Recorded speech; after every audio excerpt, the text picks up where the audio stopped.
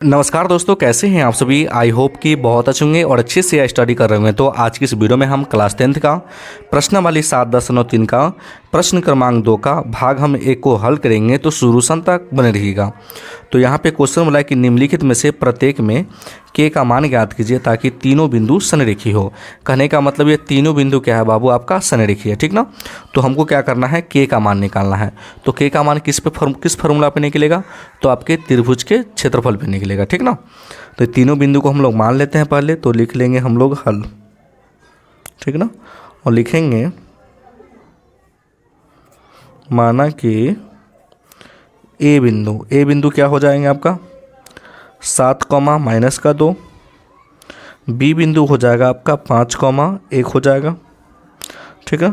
सी बिंदु हो जाएगा आपके 3 कॉमा के हो जाएगा। इस प्रकार से आपको मान लेना है। मानने के बाद आपको नीचे से लिखना है बाबू यहाँ, ठीक ना। आपको x1 का मान निकालना है, x2 का मान निकालना है, x3 का मान निकालना है, इस प्रकार से, ठीक ना।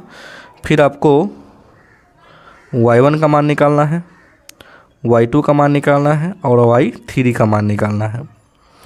तो देखिए ये तीनों जो देख रहे हैं, ये x1 है, ये x2 है, ये x3 है, ये y1 है, ये y2 है और ये y3 है, ठीक ना।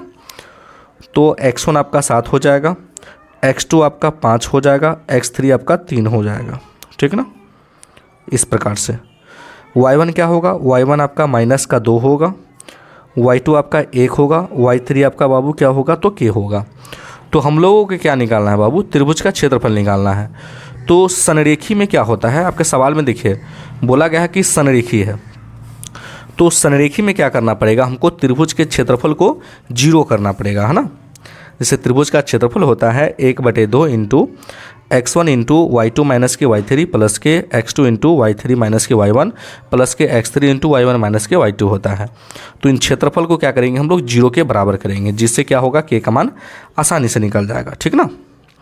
चलिए तो यहाँ पे लिखेंगे हम लोग, चूँकि लिखेंगे त्रिभुज ABC का क्षेत्रफल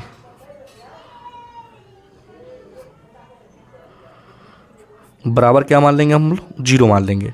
तो त्रिभुज का क्षेत्रफल आप लोग को पता होगा कि 1/2 होता है into x1 into y2 minus के क्या होता है y3 प्लस के x2 इंटू y3 माइनस के क्या होता है y1 होता है प्लस के x3 इंटू y1 माइनस के y2। इस प्रकार से यह होता है आपका, ठीक ना।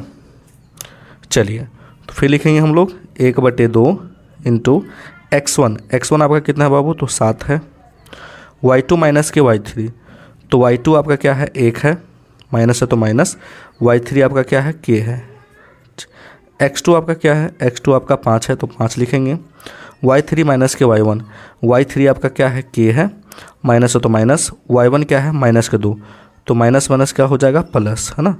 x3 आपका क्या है 3 है तो यहाँ पर रखेंगे 3, y1 माइनस के y2, तो y1 आपका क्या है माइनस का 2 है, माइनस लगा है तो माइनस को लगा दीजिए, और y2 आपका क्या है 1 है तो यहाँ पर रख देंगे 1। इस प्रकार से कोई दिक्कत यहाँ तक, कोई दिक्कत नहीं। तो हमने क्षेत्रफल के बराबर में क्या मानेंगे, 0 मानेंगे। तो मान में नहीं किए थे हम, है ना, मान लेंगे इस प्रकार से, ठीक ना। क्योंकि आप देख सकते हैं कि क्षेत्रफल के बराबर क्या है, 0 है, तो 0 आपको साथ लेकर चलना है। यहाँ से ये आप कर सकते हैं।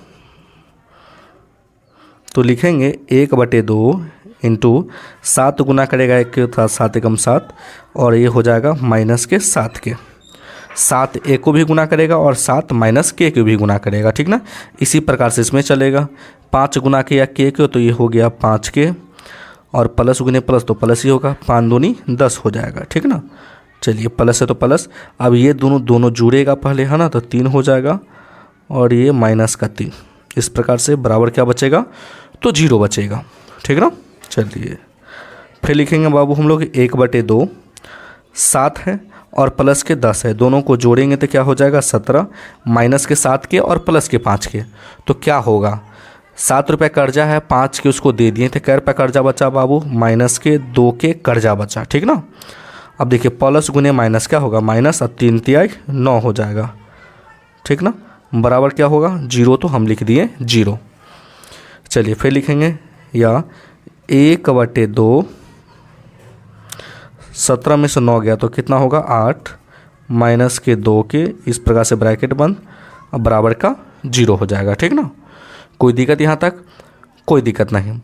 अगर मान लीजिए कि 2 भाग में है तो बराबर के अगर हम इस साइड ले आते हैं तो क्या होगा, है ना, भाग में तो गुना करेगा 0 को, है ना, तो क्या हो जाएगा, तो ये देखिए बचेगा 8 माइनस के 2 के बराबर 0 गुने क्या हो जाएगा 2 हो जाएगा आपका। ठीक ना, क्योंकि भाग में है तो बराबर के इस साइड आने के बाद तो गुना में आ जाता है। ठीक, तो ये हो जाएगा 8 माइनस के 2 के बराबर का 0।